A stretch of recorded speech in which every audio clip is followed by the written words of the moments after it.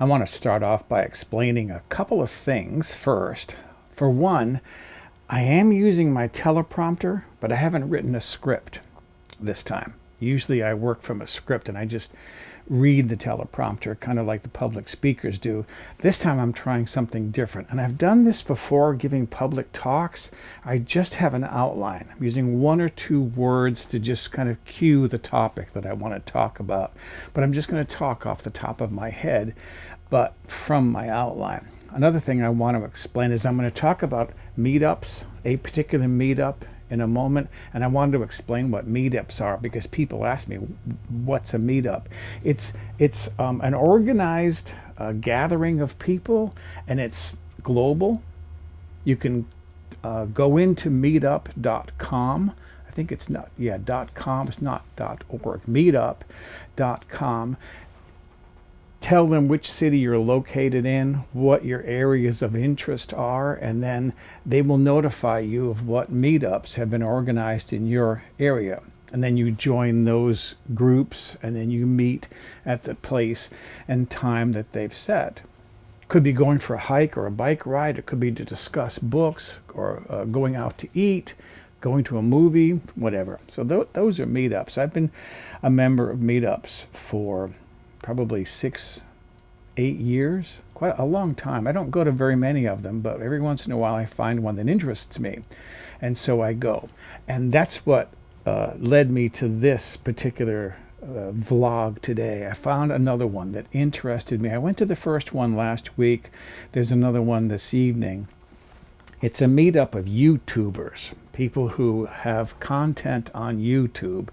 And part of it is to give some advice or some experience to maybe people who are newer on YouTube, learning from others. One of the things I like to say about it's learning is it's better to learn from somebody else's mistakes rather than your own.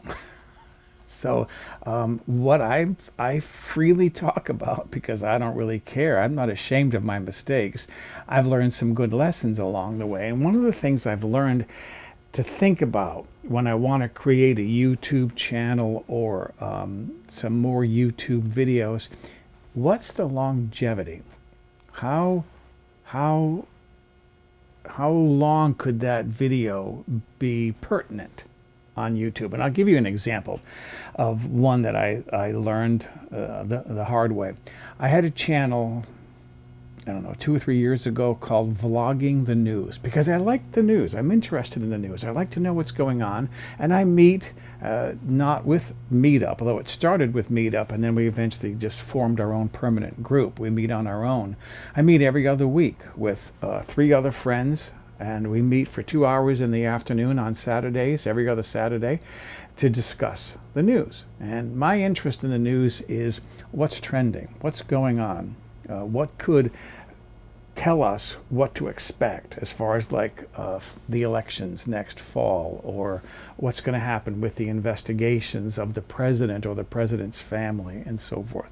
What's the Southern District of New York working on, right? So this is kind of what interests me. So I did this YouTube channel called Vlogging the News.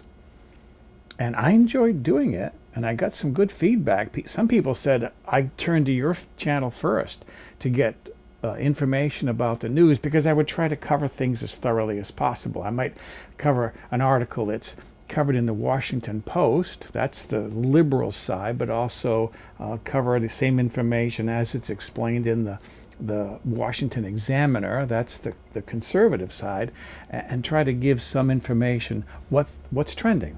What does this really mean? Well, the problem with that was the videos were good for about 24 to 48 hours. Who wants to watch a video that was 2 or 3 years old about news that was pertinent back then, but is old news now? So those videos in the long run got extremely small numbers of views. Whereas you take my Mobile Home Gourmet cooking channel, videos that I did 6, 8, even 9 years ago, they're still being watched because they're cooking videos and people are looking for recipes. Another one I thought about starting because I attended a meetup that was about the book, The I Ching, which I find amusing. It's more for entertainment. I don't believe in the occult. I don't put any faith in what the I Ching says, but it's a good way to help us think about a problem. Maybe there's another angle we need to think about, and it kind of can stimulate some additional thought.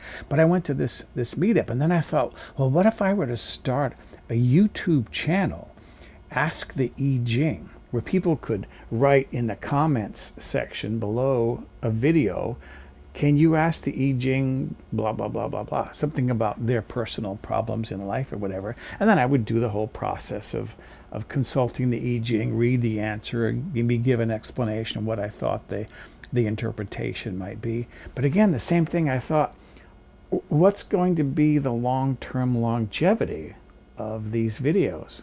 Who's going to want to watch somebody else's problem and how the I Ching answered it? Maybe they want to ask their own question.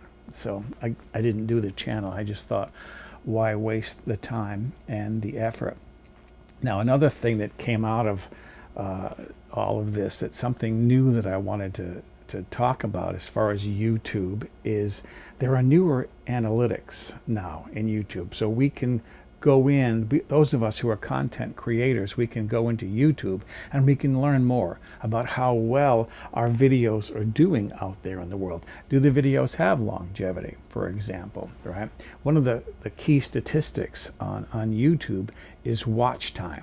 So if you can keep someone watching a video for a long period of time, YouTube can expose them to more advertising and therefore make more money. With YouTube, it's all about money. It's all about revenue. There are things that I don't care about as far as statistics, the analytics, likes and dislikes. Who cares? I don't care whether someone likes or dislikes my videos because YouTube doesn't care.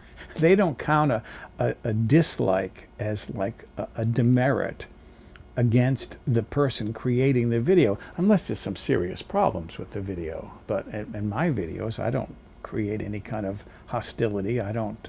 I think the most animated I get is when I start talking politics, and that's going to generate some dislikes. But I don't care about those because likes, dislikes, views, and comments, they all count on YouTube as engagements. The more people engage in a video, the more popular the video is, the more likely YouTube is to suggest that video to somebody else. So if I get a lot of dislikes, that's a thumbs up for me. That means my video is doing well and is likely to do even better. So, and let's face it, when it comes to dislikes, who cares? I mean, there are those people out there who they feel as though it's their job to go around YouTube disliking as many YouTube videos as possible. Another statistic, another analytic that I don't care about is subscribers. So for example, when I start a video,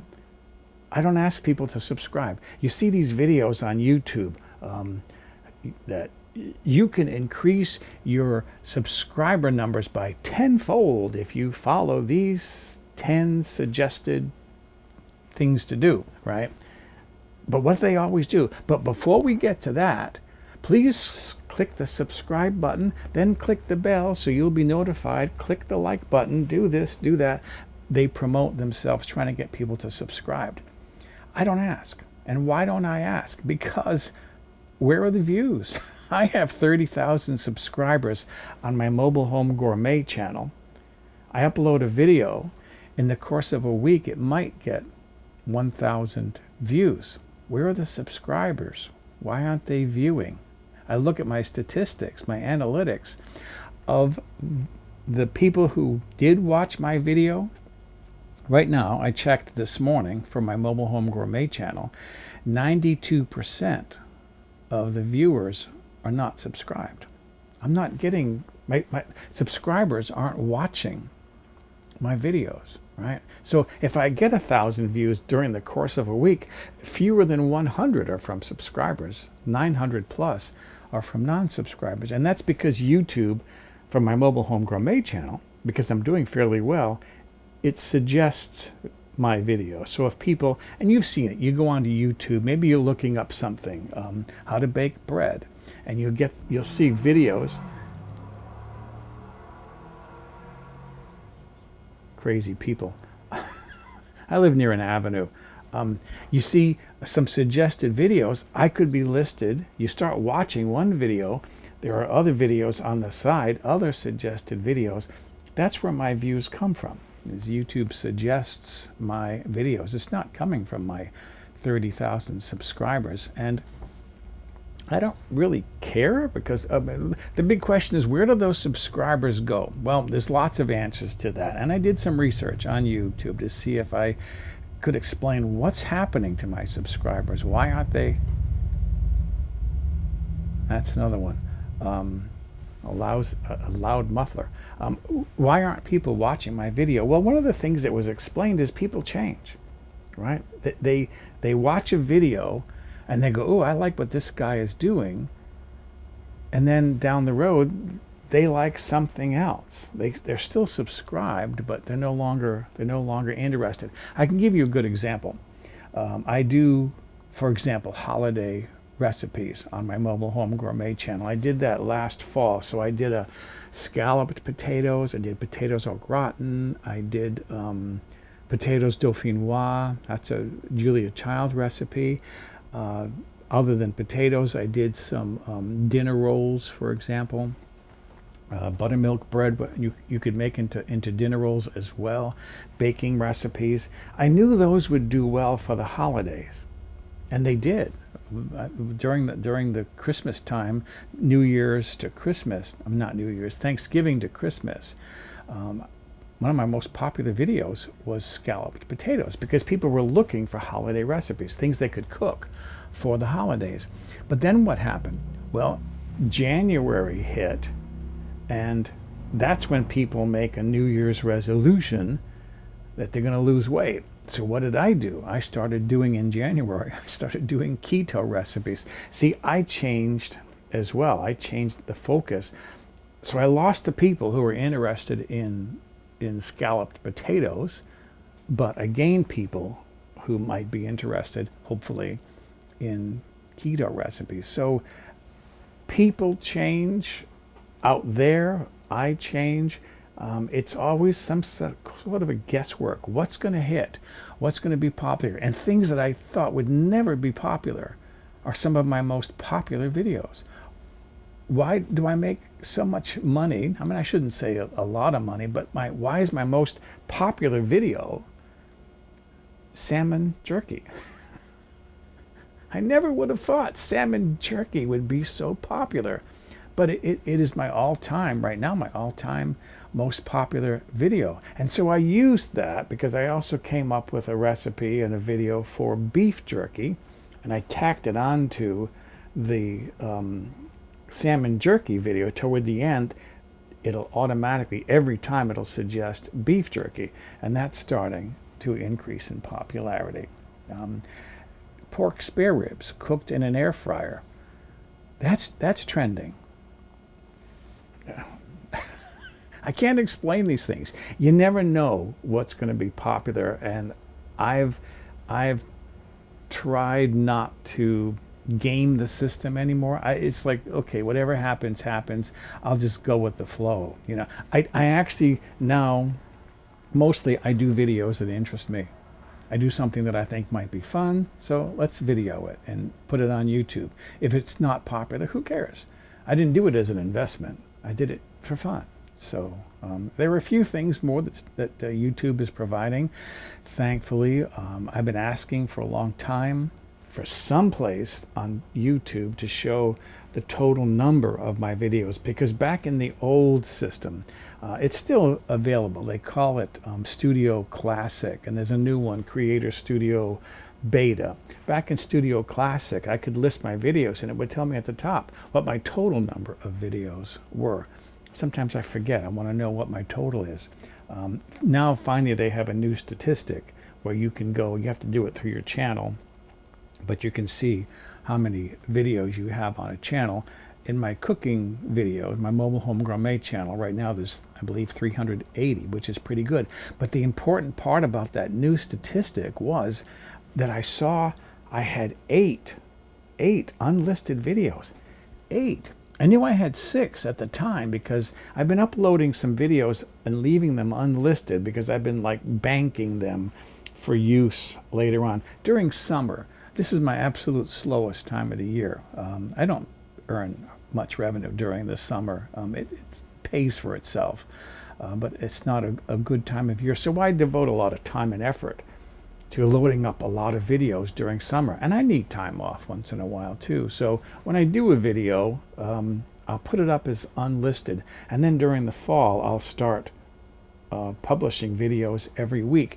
And if I get to a week where I wasn't able to do a video that week, well, I can use one of my banked videos and publish that instead. It can get me out of a bind if I can't get a video done in a hurry. Those 2 videos, unlisted, I did them back in 2012, the other one 2013. And all this time, they've been unlisted. And I have no idea why. Because I didn't upload them back then as unlisted. I wasn't doing that back then, banking videos. They were monetized, so it wasn't like YouTube found something wrong with them and flagged them as inappropriate.